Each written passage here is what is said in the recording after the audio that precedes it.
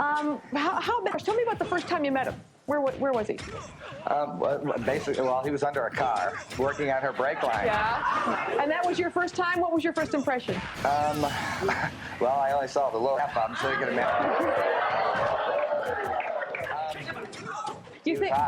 Okay, you think about him. You have fantasies about him? A couple, yeah. Yeah, you had when he was under the car. You had a fantasy of him. Yeah, something to do with like brake oil, line snapping. I think Scott on the show not with an intention of cursing anybody. I think Scott went on the show thinking this was going to be a spectacular way that he could show somebody that he cares about them. Sort of like, I don't know if in your days of being single, if there's a girl you really like, you want to try and come up with something really neat to impress her. Tell us about, you have another one that involved, you were in a hammock or something? Tell us about that fantasy. I think she pushed him into things that he didn't really want to do. Like, Scott was very nervous. Tell us about that fantasy. Yeah, actually. Jenny Jones told them to make it look good for the audience or she would be very mad. And they offered Scott to give him flowers, and Scott wouldn't do it. Wanted Scott to kiss John. Scott wouldn't do it. I got a pretty big hammock in my yard. I thought about tying him up to my hammock. And?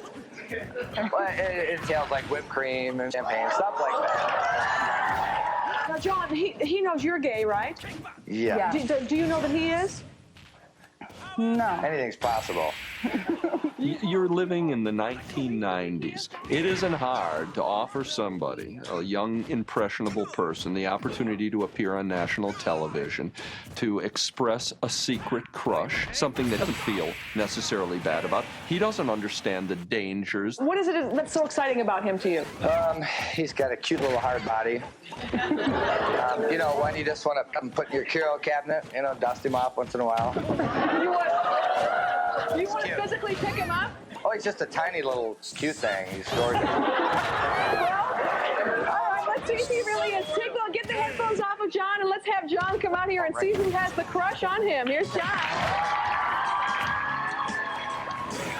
Did you think Donna had the crush on you?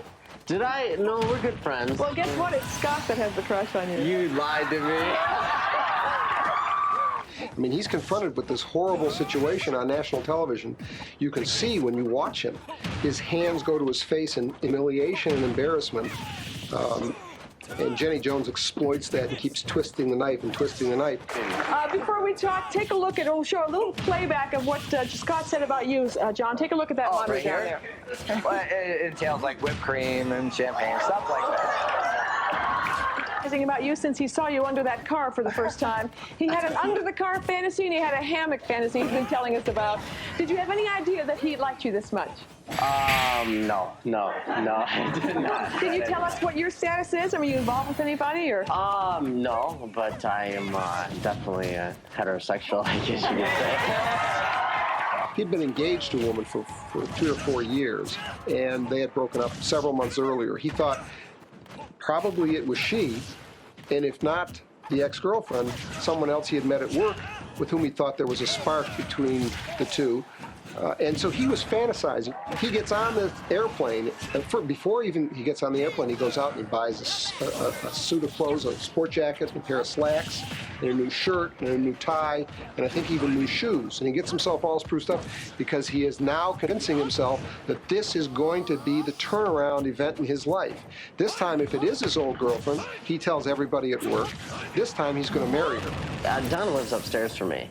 And Scott was the guy, one night I pulled in, she was looking at her brakes, and I was looking at the brakes too, and Scott pulls in behind me and goes, well, your car's pretty funny because I drew this peace sign in the back of my car, and it's, you know, it says Peace Man on it, and then Scott says, you look like a hippie in your car, and then you get out of your car, and then she